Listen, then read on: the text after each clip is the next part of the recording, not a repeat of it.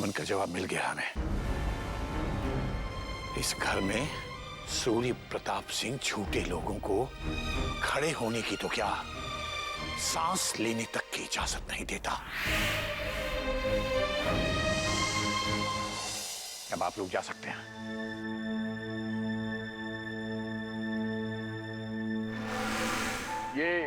ये ठीक नहीं कर रहे हैं आप। मैं पुलिस को लेकर आऊंगा और फिर देखता हूं कि मेरी पत्नी को मुझे यहां से ले जाने से कौन रोकता है।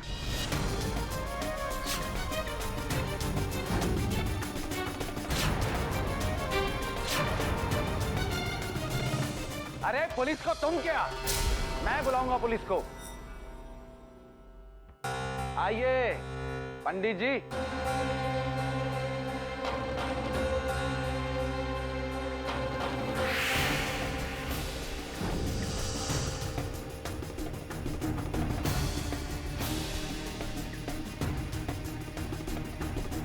बाबूजी, यही है वो पंडित जिसने इन दोनों की झूठी शादी करवाई थी।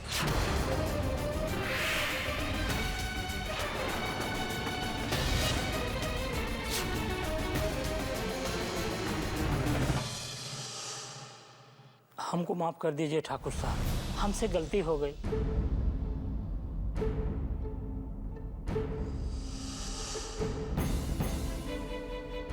क्यों गलत कह रहा हूं मैं? अब अपनी खैरियत चाहते हो ना, तो चुपचाप यहां से दफा हो जाओ, वरना पुलिस लेके जाएगी तुम्हें एक लड़की के साथ जोर जबरदस्ती करने के आरोप में। जाओ यहां से।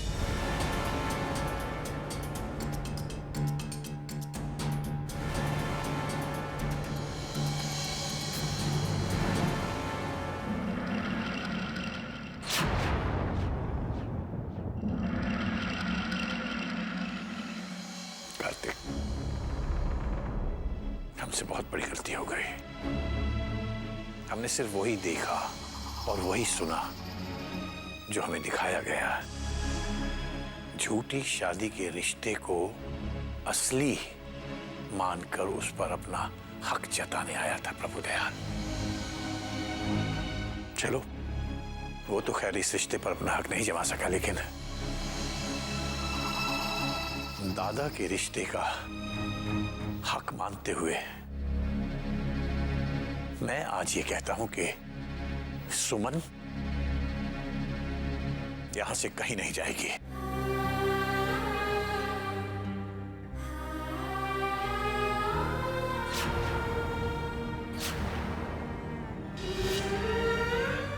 वो यहीं रहेगी हमारे साथ इसी घर में।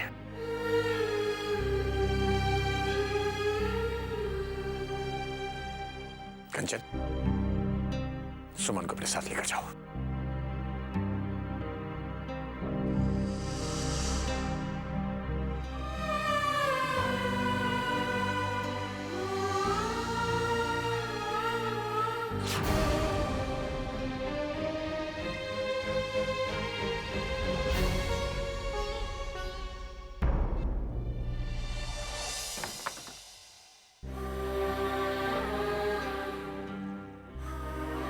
आरती के दिए पर हाथ रख के कसम खाई, तभी तूने सच बोला ना।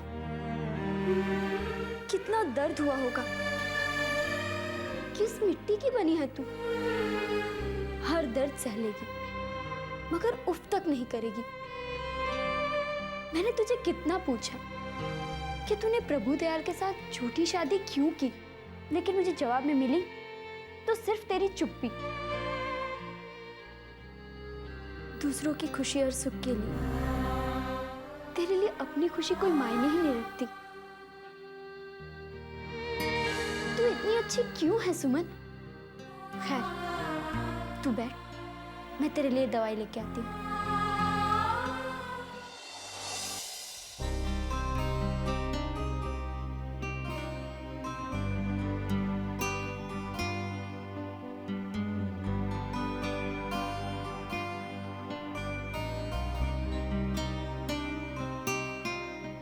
घाव पर मलहम लगा देना।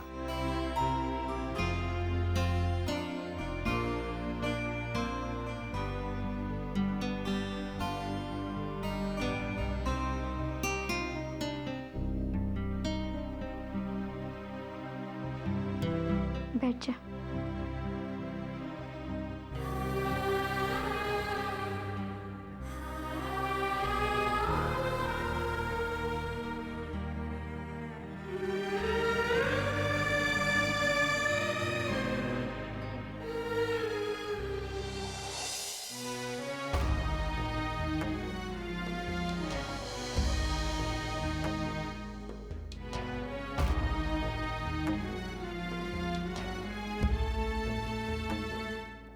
नंदिनी,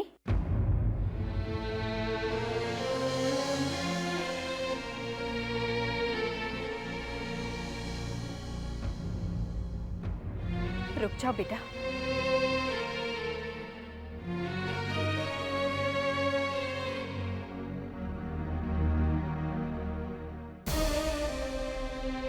भाभी, भैया, आप लोग कहाँ जा रहे हैं?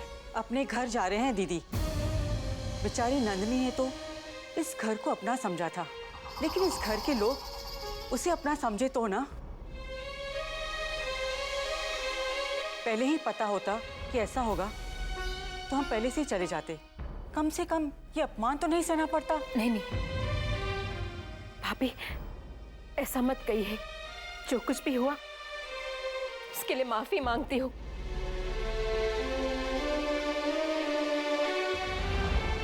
नंदिनी बेटा, इस तरह मुंह फेर के मत जा बेटा, रुक जा। ये अपना और अपमान करवाने के लिए रुके यहाँ? नहीं,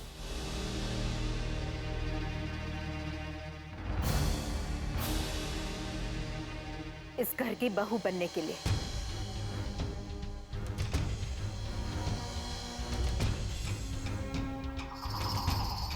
मैं अपने होने वाली बहू को इस तरह नाराज होकर नहीं जाने दूंगी।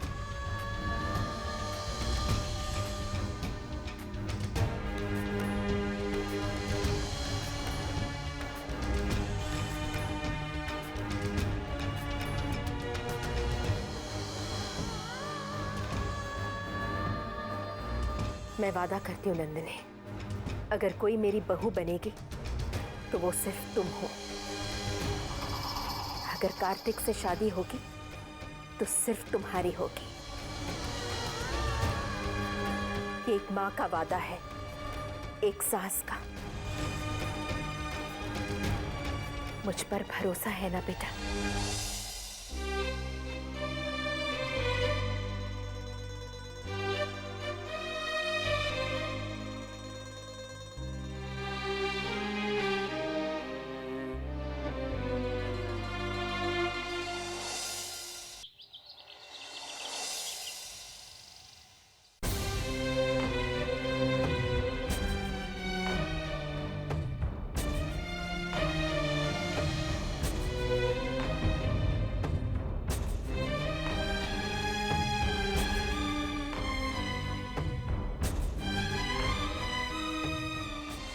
मेरा यकीन कीजिए नंदिनी जी, जो कुछ भी हुआ वो सिर्फ वक्त और हालात का तकाजा था।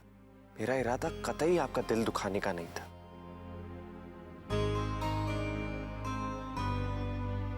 अगर हो सके तो मुझे माफ कर दीजिए।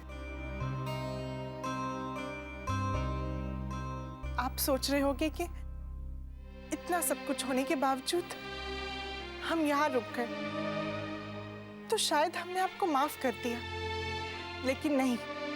अगर हम यहाँ रुके हैं तो सिर्फ माँ के लिए, और वैसे भी आपके लिए हमारी भावनाओं की शायद ही कोई कदर है। नहीं, ऐसा नहीं है नंदिनी जी। देखिए, आपका गुस्सा बिल्कुल जायज है,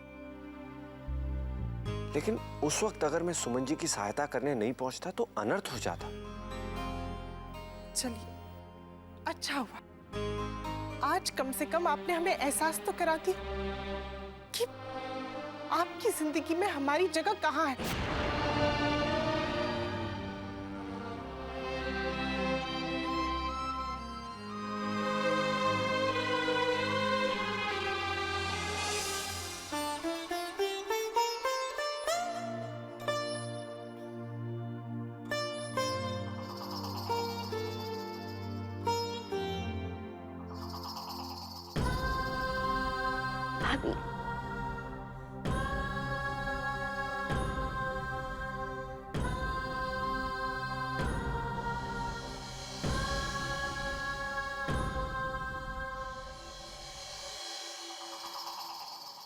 बेचारी नंदिनी, मुझे तो बहुत बुरा लगता है उसके लिए।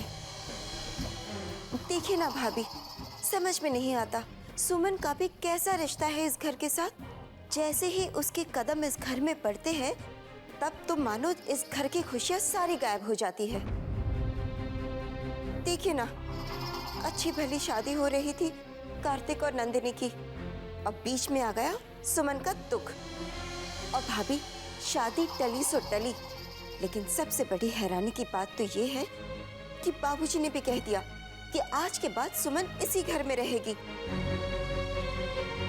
जरा सोचिए ना, एक ही घर में एक ही छत के नीचे कार्तिक, सुमन और नंदिनी एक साथ रह पाएंगे क्या? भाभी, मुझे तो लगता है कि सुमन को इस घर में रखकर हम कहीं खुद ही मुसीबतों को तो बुला नहीं रहे ना।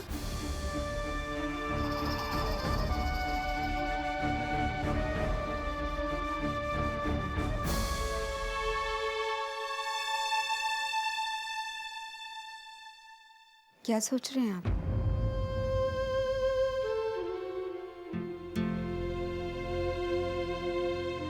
वही जो कभी सोचा भी नहीं था।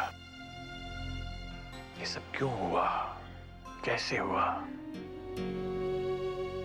कुछ समझ में नहीं आ रहा। अगर हम बिना सोचे समझे सुमन को प्रभुदयाल के साथ भेज देते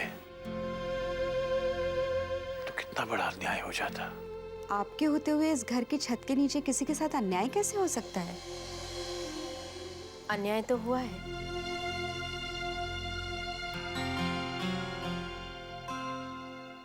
हाँ बाबूजी, इस घर की एक बहू की वजह से इस घर की होने वाली बहू के साथ अन्याय हुआ है। सुमन के आंसू तो सबको दिख रहे हैं, लेकिन नंदिनी के आंसू, क्या उनकी कोई कीमत नहीं है बाबूजी? वो बेचारी तो ये घर छोड़कर जा रही थी। बड़ी मुश्किल से मैंने उसे रोका, लेकिन उसकी आंखों में जो सवाल है उसका कोई जवाब नहीं है मेरे पास। समझ में नहीं आ रहा कार्तिक ऐसा क्यों कर रहा है। अपने भविष्य में कदम रखने की बजाय अतीत के रिश्तों में क्यों उलझ रहा है वो। ये सवाल शायद सिर्फ नंदिनी का ही नहीं, मेरा भी है। सच कहा भाभी, चाहे ये सवाल लोगों की जबान पे ना आए, लेकिन कुरेद तो सबके मन को रहा है ना बाबूजी। कौन सब? गांव के लोग, गांव के लोगों की बात कर रहा हूं बाबूजी। तुम कहना क्या चाहते हो देवेंद्र? मैं नहीं कह रहा हूं बाबूजी, लोग कह रहे हैं, गांव के लोग कह रहे हैं कि कार्तिक और सुमन का रिश्ता क्या है। रिश्तों की मर्यादा पे सवाल उठा रहे हैं लोग। मुझे तो डर है बाबूजी,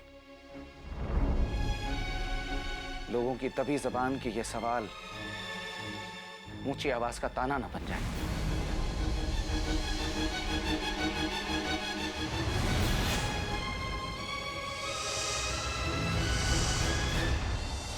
ये आप क्या कह रहे हैं दादाजी? कह नहीं रहा हूं, पूछ रहा हूं। तुम सुमन को इस घर में क्यों लेकर आए थे? पर आप ये सवाल क्यों पूछ रहे हैं? सवाल का जवाब सवाल में मत दो कार्तिक। मैं केवल इतना पूछ रहा हूं कि सुमन के दुख ने तुम्हें इतना विचलित क्यों कर दिया था कि तुम शादी का मंडप छोड़कर चले गए? किसी को कुछ बताया तक नहीं? सुमन के साथ इतने लगाव का क्या कारण है तुम्हारा? कारण ये दादाजी कि सुमन जी मेरे स्वर्गवासी भाई की विधवा। नियति ने उनसे उनका सुहाग छीना है, लेकिन इस घर की बहू होने का हक नहीं, और मैं उनसे ये हक छिनता हुआ नहीं देख सकता।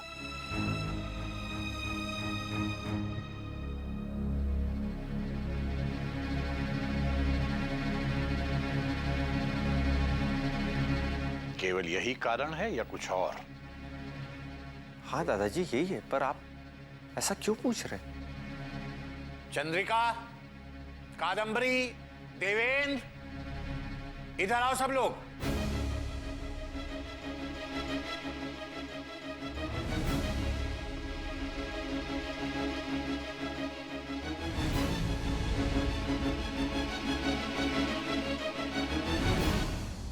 क्या क्या बात है? आपने हम सब लोगों को यहाँ क्यों बुलाया? अपना एक फैसला सुनाने के लिए। जब से सुमन इस घर में आई है, घर के कई सदस्यों के मन में तरह तरह की आशंकाएं उठ रही हैं।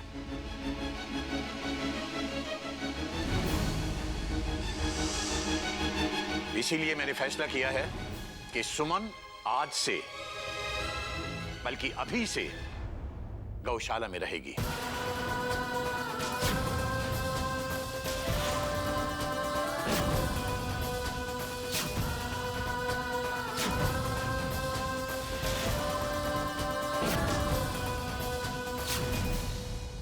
सुमन और कार्तिक कभी एक दूसरे से नहीं मिलेंगे और ना ही कभी एक दूसरे से कोई बात करेंगे।